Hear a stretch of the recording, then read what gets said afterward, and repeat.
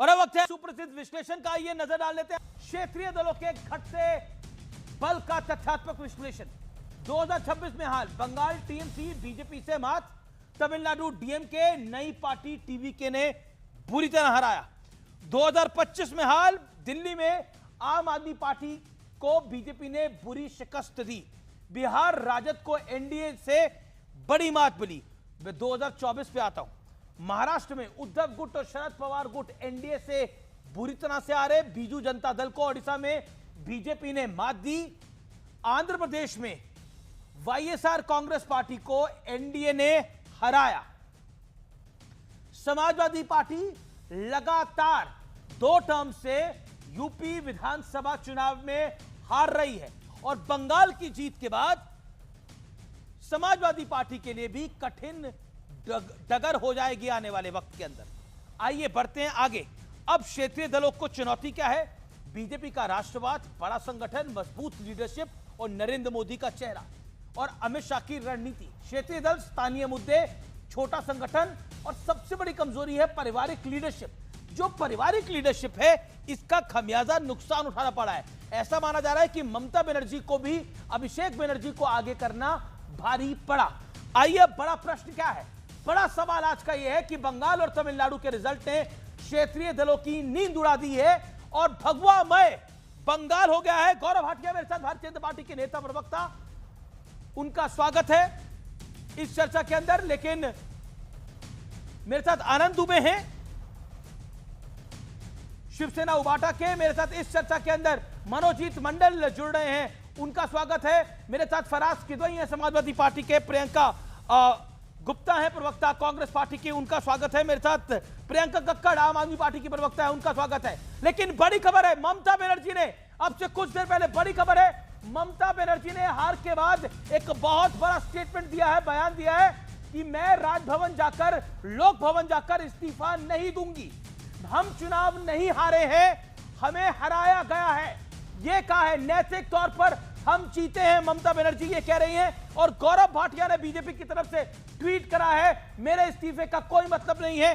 गौरव भाटिया, आपने ममता बनर्जी के इस रिएक्शन पर एक पोस्ट करा है, क्या कॉन्स्टिट्यूशनल क्राइसिस हो सकता है ये, जिस तरह से ममता बनर्जी एक्ट कर रही है? गौरव भाटिया, लगता है गौरव तक आवाज नहीं जा पा रही है। गौरव भाटिया, आपको मेरी आवाज मिल रही है?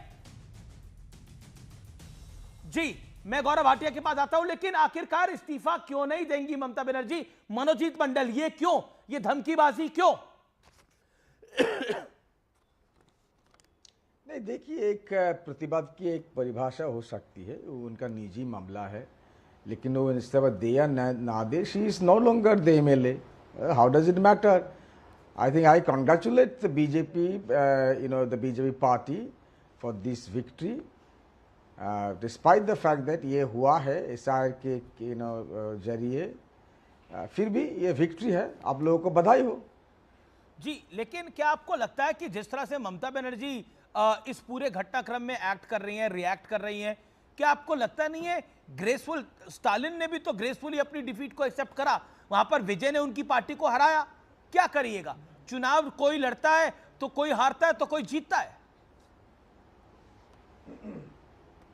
देखिए, ये उनका एक स्ट्रैटेजी भी हो सकती है, ये तो मैं नहीं बोल पाऊंगा, क्योंकि अभी तक उनके जिम्मेदार है सभी लोकल बॉडीज़, म्यूनिसिपैलिटी, जिला परिषद, पंचायत, सभी तो टीएमसी के हैं। 95% से ज़्यादा उनको संभालना है। मैं होता तो आंदोलन में जाता। एक आंदोलन का इतना बड़ा मुद्दा है, अभी 40 लाख लोग रास्ते में खड़े हैं, इससे बड़ा आंदोलन का मुद्दा क्या हो सकता है? जिन लोगों का अधिकार छीन लिया गया, अभी अगले तो 3-4 साल इन लोगों को उनका अधिकार वापस देने में लग जाएगी। इससे हम होते तो आंदोलन में जाते हैं बिल्कुल, और किसी के साथ हम संभालते हैं। जो म्यूनिसिपैलिटी है, हमारा पंचायत है, उनको हम संभालते थे। बीजेपी के पास तो अभी तक कुछ भी नहीं है, सरकार गठन करेगी और सब नया नया एमएलए होंगे। तो अगर मैं उनका एडवाइजर होता तो मैं उनको यही कहता था। लेकिन हम तो छोटा मोटा एक पॉलिटिकल एनालिस्ट हूँ भाई, मेरा एडवाइस कौन सुनेगा? देखिए, नीचे से लेके जिला परिषद, केएमसी, सभी टीएमसी का है, गौरव जी का कोई नहीं है। सो उन लोगों को संभालना है, ऑर्गेनाइजेशन संभालना है। और आंदोलन भी है। 40 लाख लोगों का अधिकार छीन लिया गया। अगर ये 40 लाख लोगों से 35 लाख का भी अधिकार वापस लिया जाए तो आपके तो वोट बैंक बन जाएगी 5 साल बाद। मैं होता तो ऐसा ही करता।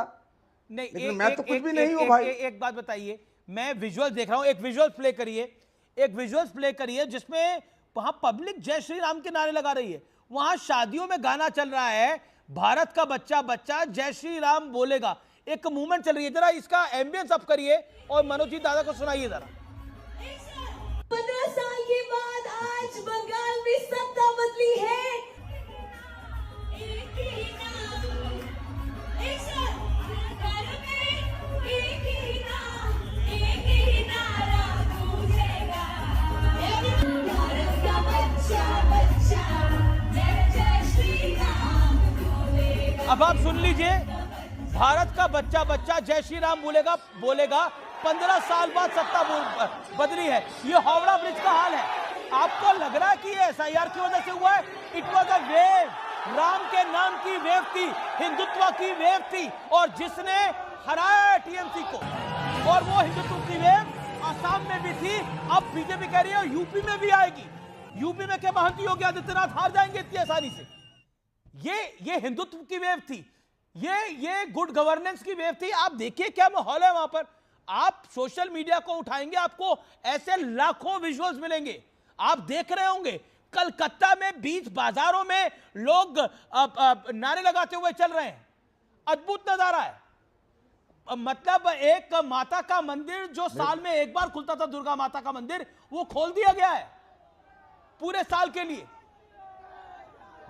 It is a movement. Manoj ji दा मेरे को पूछ रहे हैं? बिल्कुल दादा यस सुनिए, अब ये अच्छा लग रहा है। देखिए, सीता मैया राम जी के साथ डीजे भी मिल गया, बहुत अच्छा है। नाचने दो, सीता मैया राम जी डीजे एक साथ, बहुत अच्छा लग रहा है।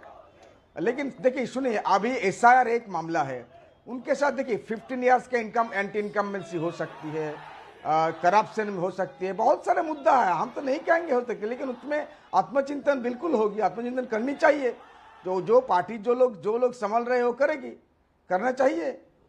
लेकिन ये मुद्दा बहुत ही बड़ा मुद्दा, 40 लाख लोगों की वोट अगर सुनिए उससे 30 लाख भी इधर आ जाती तो मामला कुछ और हो सकती थी। ये सिर्फ ये विधानसभा नहीं है, पार्लियामेंट इलेक्शन के कंपैक्शन चेंज कर सकती है। You are talking about 40 lakh voter, 30 lakh अगर वोट किया तो 60 से ज्यादा पार्लियामेंट्री कॉन्स्टिट्यूंसी से गड़बड़ हो सकती है। तो this is a very very big factor. तो अपोजिशन को पूरा एक साथ तैयार करना पड़ेगा कि कैसे इन लोगों को फिर से वापस लिया जाए। और ये सुनिए अमीश जी, इन लोग को मैपिंग हो गए थे, इन लोग पास हो गए थे ड्राफ्ट लिस्ट के, जिनका नाम आ गए थे, उसके बाद लॉजिकल डिस्क्रिपेंसी नाम को उनको हटाया गया। ये जायज बात है कि नहीं है? तो आज आगे लोग कहेंगे। अब ठीक है, मैं गौरव भाटिया का रुख करता हूं। गौरव भाटिया हमारे साथ जुड़ रहे हैं। गौरव भाटिया, आपने एक ट्वीट करा और आप कह रहे हैं कि for the first time in the history of free India a chief minister has refused to resign despite losing the election by clinging to power. Mamata Banerjee is not just being an anarchist but is openly disrespecting sentiments of the voters. अभी मैं visual दिखा रहा था जिसमें Howrah bridge के एक विवाद चल रहा था, प्राइवेट शादी थी।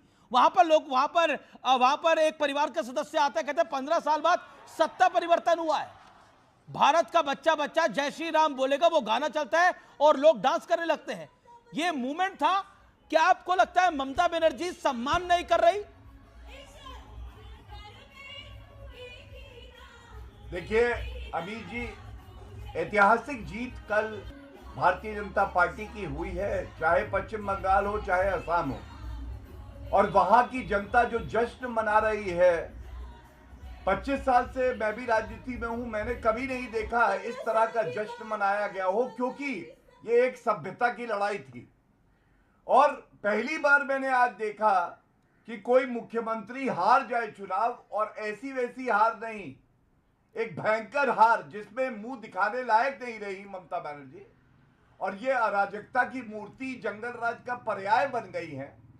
जिस संविधान की शपथ लेती हैं अमीर जी, बहुत जिम्मेदारी से कह रहा हूं, जिस संविधान की शपथ लेती है कि उसकी रक्षा करेंगी, उसी संविधान को तार तार कर रही हैं।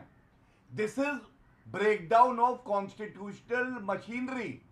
एक ऐसी मुख्यमंत्री ममता बनर्जी जिनको इस्तीफा देना चाहिए था, जो अभी केवल और केवल केयर टेकर चीफ मिनिस्टर हैं, वो कहती हैं मैं इस्तीफा नहीं दूंगी। मैं उनसे कहता हूं, राहुल गांधी और अखिलेश यादव से, जो ट्वीट करके कह रहे थे काला दिन है, ये चुनाव चुरा लिया गया। अरे संविधान पढ़िए, संविधान 164 क्या कहता है? मुख्यमंत्री जो है वो गवर्नर के प्लेयर तक, और कॉन्स्टिट्यूशनल अंडरस्टैंडिंग, प्लेयर ये नहीं कि जब मन हो हटा दो, जब हो नहीं हो, रहेगी। दूसरा, अनुच्छेद 172 कहता है अमीर जी 5 साल के लिए सरकार आएगी, और पहला सेशन जो है असेंबली का जब होता है, जैसे ही वो खत्म हो। अब आप मुझे बताइए, एक चुनाव हुआ, ममता बनर्जी वो चुनाव हार गई, क्या वो शपथ का उल्लंघन नहीं कर रही? क्या संविधान को तार-तार नहीं कर रही? और जंगल राज कैसा होगा आप मुझे बताइए। और ये वही ममता बनर्जी हैं, आपने कहा जय श्री राम के नारे लग रहे हैं। अरे जय श्री राम के नारे अगर भारत में नहीं लगेंगे तो कहां लगेंगे?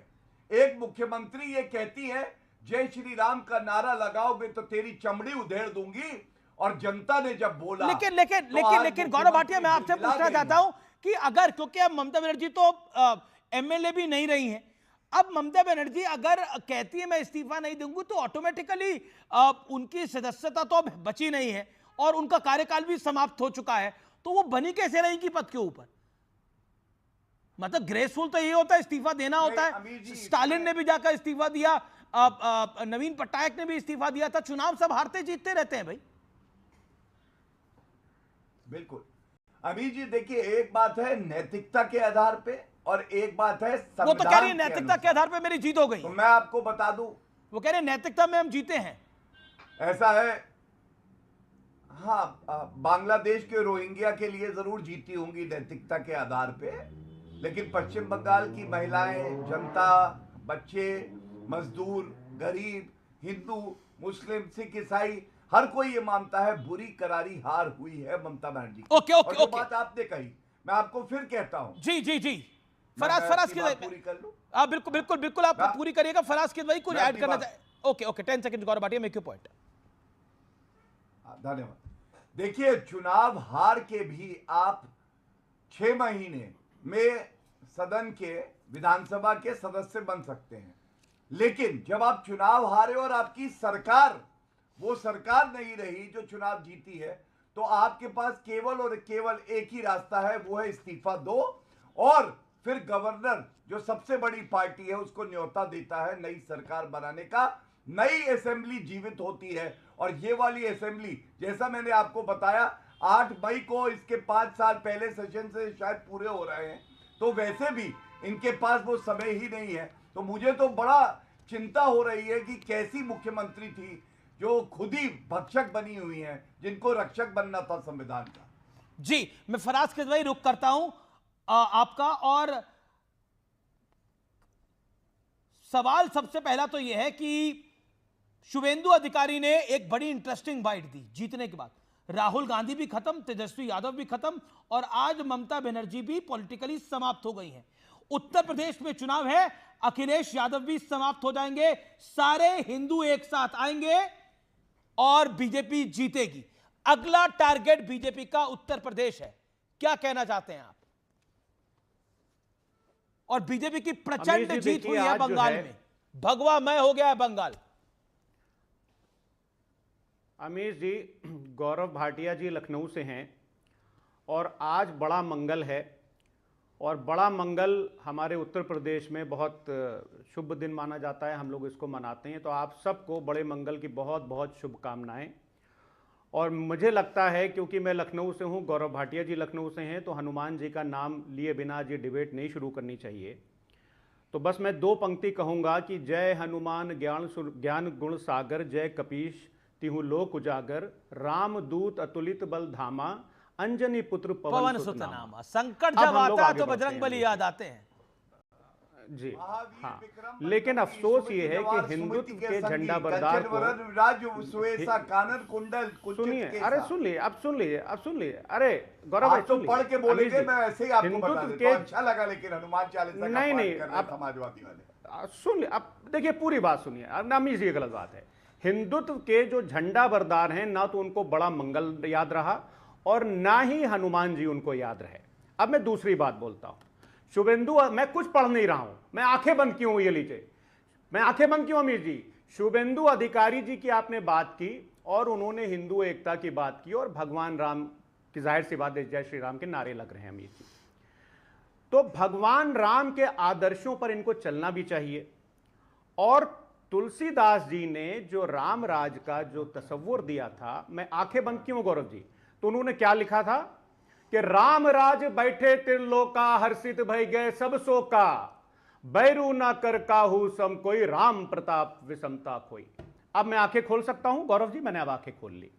अब मैंने ये क्यों पढ़ा अमीर जी, मैंने इसलिए पढ़ा है कि जो राम राज का तस्वुर तुलसीदास जी ने जो दिया, उन्होंने ये कहा कि बैरू ना कर काहू सम कोई, राम प्रताप विषमता कोई।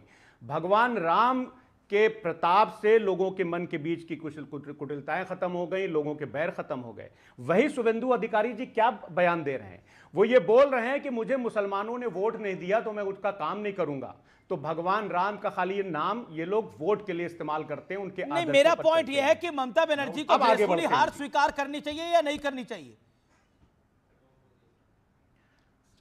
देखिए अमीर जी, ये बहुत लंबी चर्चा है और अगर आप मुझसे पूछिएगा अमीर जी, तो हार स्वीकार करना और ना करना एक अलग बात है। हां, लेकिन कानूनी तौर पर संविधान यह बाध्य करता है। गौरव भाटिया जी सही बोल रहे थे कि उनको कुर्सी तो छोड़नी पड़ेगी, लेकिन यह है कि लड़ाई बड़ी है। और अभी एक बात जो कही गई, बिल्कुल सही कही गई कि रीजनल पार्टीज को लेकर के एक टिप्पणी की गई। तो मैं आपको जेपी नड्डा जी का एक स्टेटमेंट भी याद दिला देता हूं, जो उन्होंने बिहार की धरती से कहा था। उन्होंने कहा था कि regional parties are destined to be wiped out. Times of India में छपा था ये 11 फरवरी 2024। तो वाइप आउट तो हो ही रही है, मुझे याद है, इसीलिए तो वाइप आउट तो हो ही रही है ना। वाइप आउट की जा रही है, की क्या जा रही है, हार रही है चुनाव। आप 2 टर्म से चुनाव हार रहे हैं, ममता बनर्जी चुनाव हार गई, बीजू जनता दल चुनाव हार गई, क्या करिएगा। उद्धव ठाकरे की पार्टी चुनाव हार गई, शरद पवार की पार्टी गलत में है। अमीर जी क्या करिएगा, एनडीए के साथ जाएंगे तो। अमीर जी, चुनाव की बात का भी ओके, चुनाव हारने से, लंबा बोल रहे हैं, समय नहीं है उतना मेरे पास, आप बड़ा लंबा बोल रहे हैं। आप बहुत लंबा, 3 मिनट आपने बोला। Okay, 40 second Gaurav Bhatia, reply on this. समाप्त कर रहे हैं आप लोग रीजनल पार्टीज को, आरोप है आपके ऊपर, 40 सेकंड में जवाब, then I will go to Anand Dubey and Priyanka Kakkar. Okay, देखिए, आज एक तो फराज भाई फैंटा नहीं लेके आए हैं। लगता है पिछली बार जब फैंटा लाए थे तो अखिलेश यादव जी ने बहुत डांटा था, तो आज हरा हरा पॉकेट स्क्वायर लगाए हैं।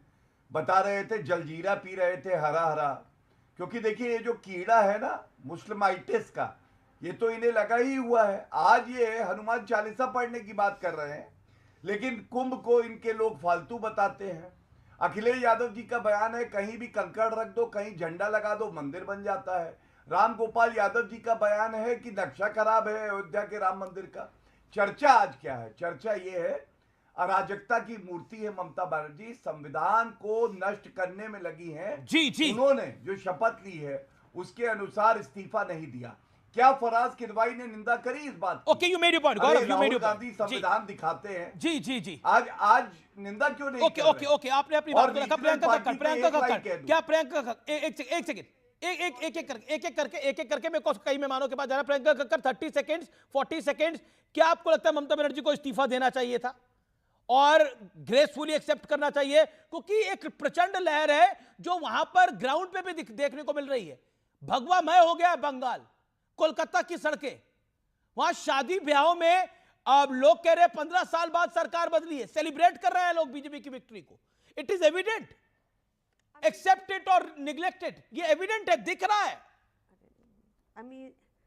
अमीर जी, मैंने जहां तक सुना उन्होंने बोला कि मैं एक अब साधारण महिला हूं और मैं इंडिया अलायंस के साथ खड़ी हूं।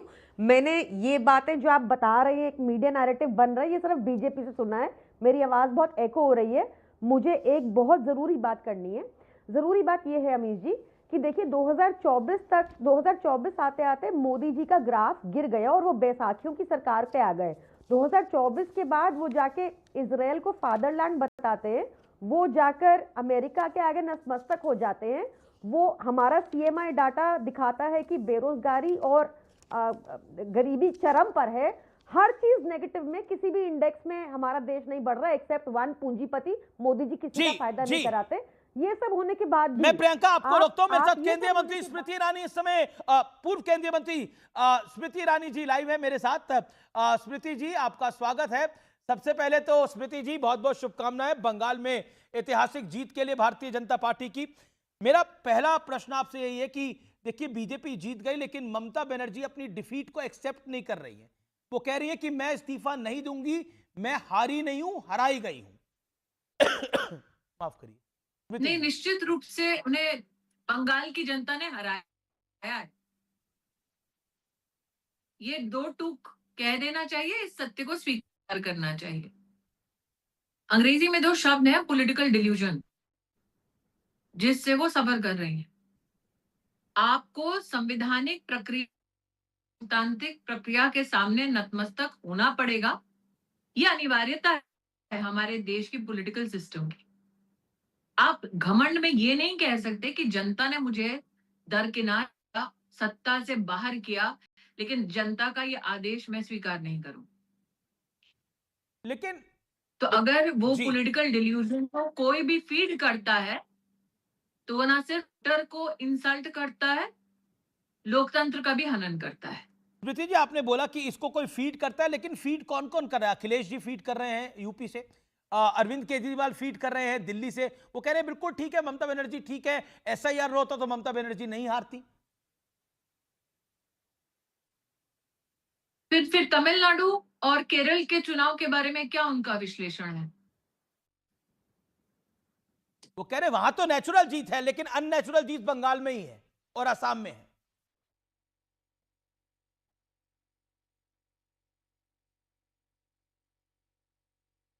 स्मृति जी,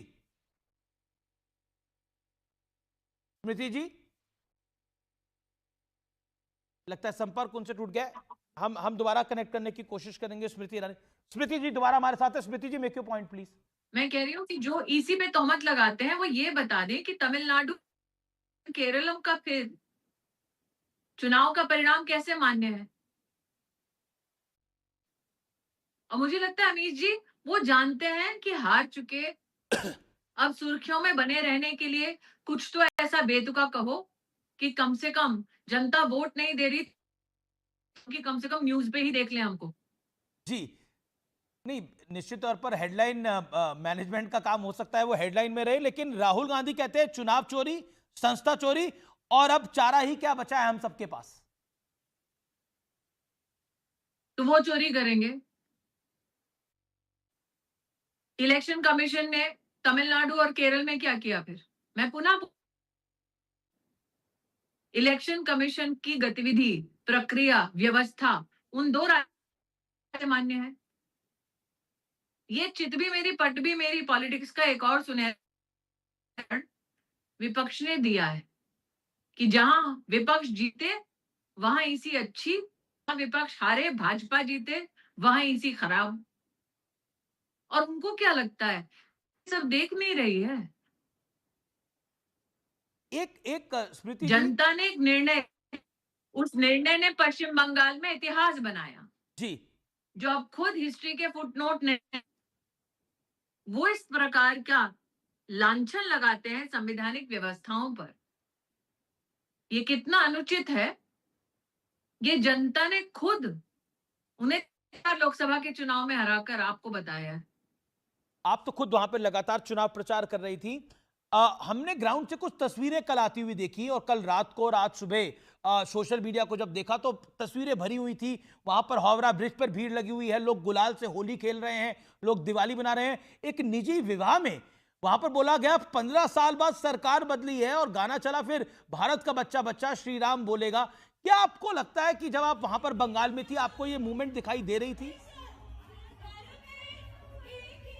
देखिए अमीश जी, कई मुखों से दबे शब्दों में जय श्री राम सुना, कई नागरिकों से मिलना हुआ जिन्होंने रामनवमी का उत्सव मनाने का प्रयास किया, सरस्वती वंदना करने का प्रयास किया, दुर्गा पूजा का पंडाल लगाने का प्रयास किया, माँ की मूर्ति का विसर्जन करने में उनको क्या चुनौतियां आई, ये सारी घटनाएं मैं देख चुकी हूँ।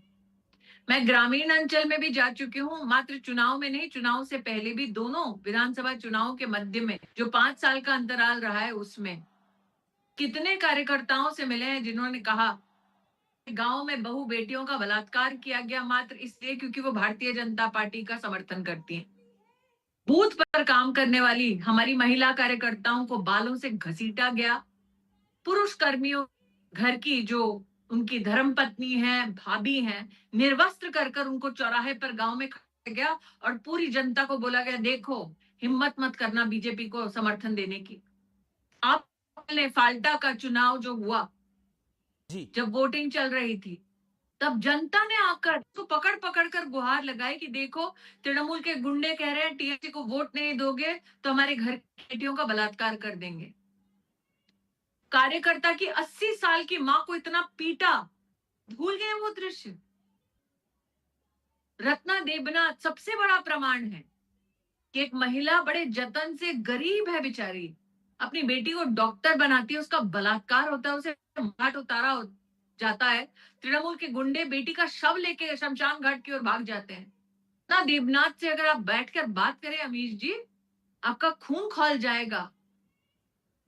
को अपने पति के साथ भागना पड़ता है शमशान घाट ताकि बेटी का अंतिम संस्कार कर सके। वो औरत की कैंडिडेट बनकर उतरती हैं, तब टीएमसी के गुंडे घेराव करते हैं, उसके मुंह पर थूकते हैं। तो ये सारे लिबरल्स कहां थे वो तब, जब औरतों को किया जा रहा था, नौजवान लड़कों को फांसी चढ़ाई जा रही थी खेत में सरेआम। ये व्यक्ति नहीं बोला तब। एक सवाल कितनों के कत्ल हुए, कितनों के घर जलाए गए, कौन सा ये विशेषज्ञ तब बोला था? स्मृति जी, एक सवाल जो कि बहुत इंपॉर्टेंट है, भारतीय जनता पार्टी के लिए बंगाल की जीत सिर्फ पॉलिटिकल जीत नहीं है, ये एक बड़ी विचारधारा की जीत भी है। श्यामा प्रसाद मुखर्जी साहब की धरती है वो। जब आप बीजेपी में आपकी एंट्री हुई थी और तब हमने, अगर हम बीजेपी के उससे पहले के भी कालखंड को देखें तो बंगाल में बीजेपी का अस्तित्व नहीं था। जब आप भी बीजेपी में आई तब भी बीजेपी का अस्तित्व बंगाल में उतना बड़ा नहीं था। लेकिन what Bengal win means to BJP cadre? देखिए, आज से 25 साल जब मैं भारतीय जनता पार्टी में सम्मिलित हुई, तब हम श्यामा प्रसाद मुखर्जी की जब बातें करते थे जहां बलिदान हुए मुखर्जी वो कश्मीर हमारा है, तब संकल्प होता था धारा 370 हटाना। वो संकल्प पूरा किया नरेंद्र मोदी ने। बार बार ये एक टीस रहे कि जहां उनका जन्म हुआ, जो हमारे लिए इतनी बड़ी प्रेरणा का स्रोत है, मार्गदर्शन, क्या एक दिन आएगा जब भाजपा का परचम वहां लहराएगा। तो न सिर्फ धारा 370 हटाने सफल प्रयास नरेंद्र मोदी के एक कार्यकाल का सम्मान है, बल्कि साथ ही मुझे लगता है एक नेता के नाते, एक कार्यकर्ता के नाते, एक संगठन के नाते बंगाल की जीत न सिर्फ उनके लिए खास है बल्कि भाजपा के हर कार्यकर्ता के लिए बहुत ही विशेष है। जी, बहुत बहुत शुक्रिया स्मृति ईरानी जी, अपना विशेष समय देने के लिए न्यूज़ 18 को हमसे संवाद करने के लिए बहुत बहुत धन्यवाद और एक बार फिर बहुत बहुत शुभकामनाएं आपको। ये थी स्मृति ईरानी, भारतीय जनता पार्टी की वरिष्ठ नेता। मैं सीधा रुख करता हूं, मेरे साथ कई सारे मेहमान हैं। जिस तरह से बंगाल में अत्याचार हुआ ये उसका भी जवाब है। प्रियंका अपनी बात को कंप्लीट करना चाह रही थी।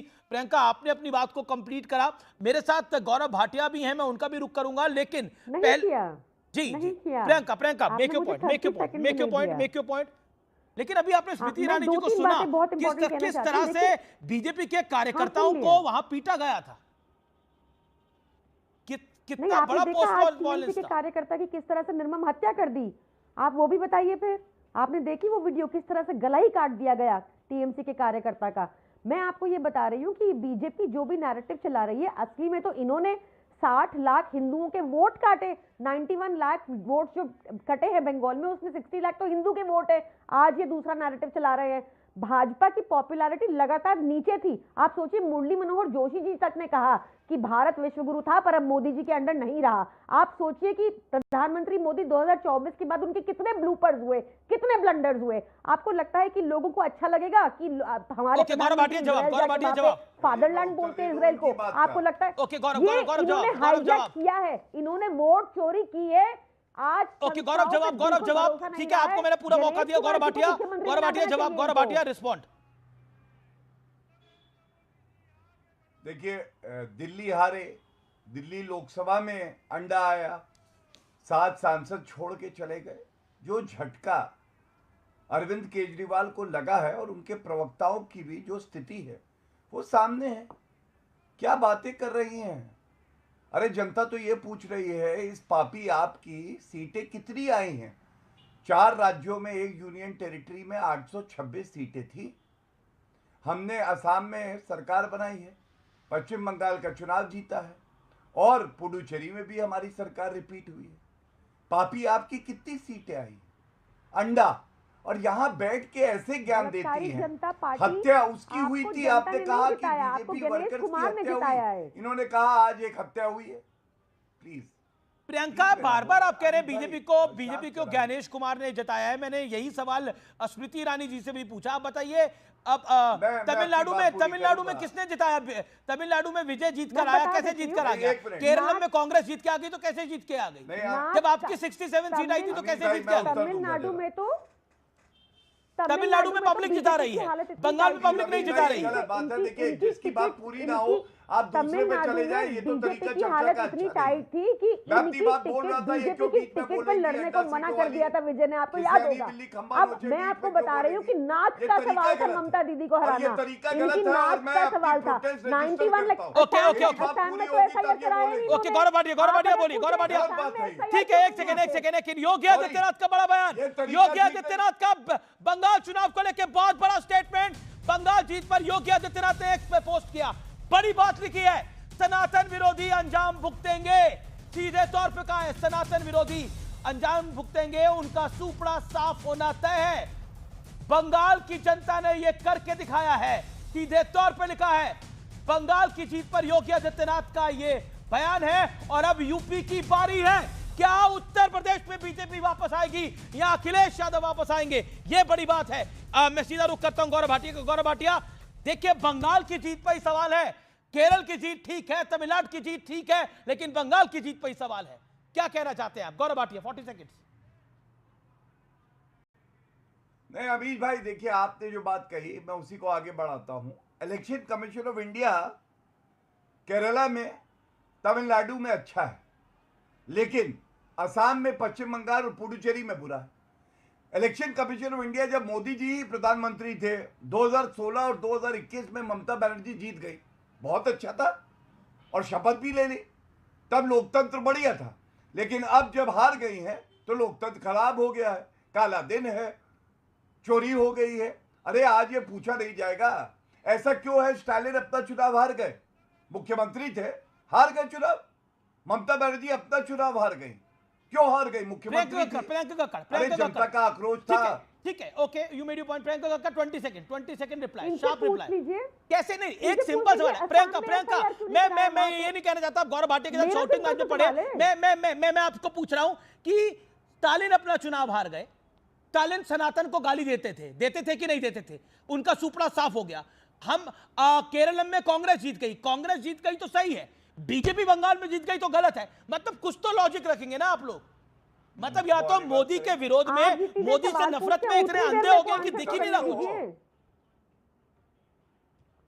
अरे वहां पर जाके बैठ गए अमित शाह जी, सारी इंटरनल तो जो पार्टी का नेता होगा बैठेगा, काम करेगा। केजरीवाल नहीं बैठे हुए पंजाब में, केजरीवाल नहीं बैठे हुए पंजाब में, बिना चुनाव के बैठे हुए हैं, बिना चुनाव के बैठे हुए केजरीवाल जी। देश के होम मिनिस्टर अमित शाह जी, एक बात क्या लॉजिक है ये मैडम कर रहे हैं आप? सुनिए, मैं तो विपक्ष तो बात ही नहीं रख सकता अपनी ना, डायलॉग तो मिसिंग ही हो गया आजकल डिबेट से।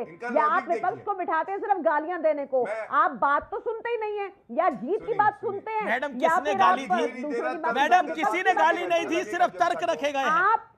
सिर्फ तर्क रखे गए हैं। लंबा क्वेश्चन गाली तो जनता दे रही है। ओके ओके गौरव उनको 20 सेकंड दीजिए प्रियंका जी, सम्मानित मेहमान है, नाराज हो रही हैं। ठीक तो एक भी बारी प्रियंका जी गाली नहीं दी, प्यार से बात कर रहे हैं। सेकंड दीजिए। और आज I understand your pain, Priyanka Kakkad. I understand it completely. No, it is अमीर जी, you have to understand the pain of the country कि यहाँ पर कुछ सारी संस्थाओं पे कब्जा कर लिया बीजेपी ने और डेमोक्रेसी ढकोसला रह गई है खाली। आपको ये समझना पड़ेगा, ये हंसने की बात नहीं है।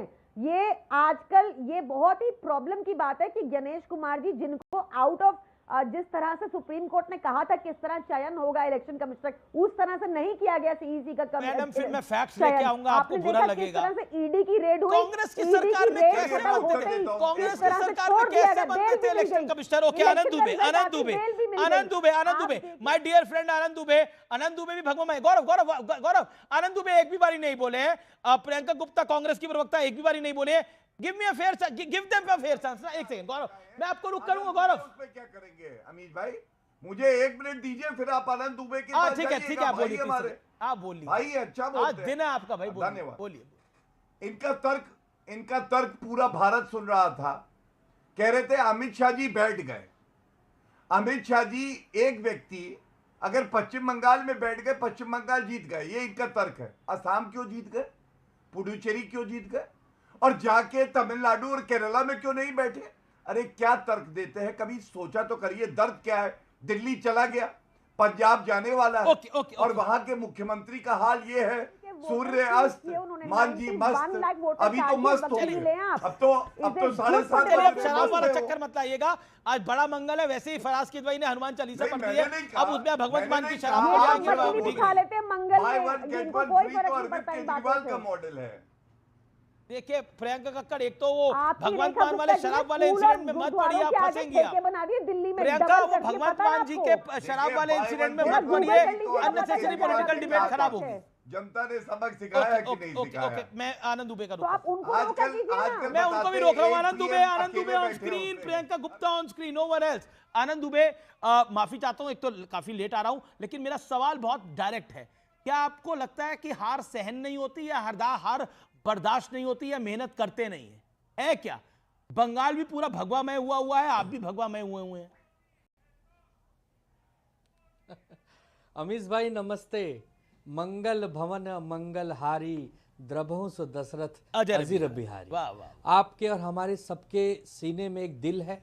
अब उस दिल में आप चाहे काबा रख लीजिए, और नैनों में चाहे मदीना रख लीजिए, और चाहे तो उस दिल में कहिए कि त्रिभुवन विदित अवध जेकर नौआ, बड़ा नीक लागे राघव जी के गौआ। अपने अपने दिल की चॉइस है। किसी को काबा और मदीना में प्रेम है, किसी को अयोध्या में प्रेम है। ये तो हमें और आपको चुनना होता है, ये स्वतंत्र हैं हम लोग। खैर, सबसे पहले भारतीय जनता पार्टी को बधाई। उन्होंने 3 राज्यों में बहुत अच्छी जीत की है। कांग्रेस पार्टी ने केरल में, और तमिलनाडु में टीवी के भाई विजय जी की पार्टी ने जीत की। सभी को बधाई। देखिए, लोकतंत्र का ये त्यौहार है। इस त्यौहार में कोई जीतता है, कोई हारता है। जो जीता है उसको बधाई, जो हारा है वो चिंतन करे। लेकिन मैं हारा हूं इसलिए मैं कुर्सी नहीं छोड़ूंगा। ये तो फिर छोटे बच्चे जब नाराज हो जाते हैं, वो कहते हैं मैं तो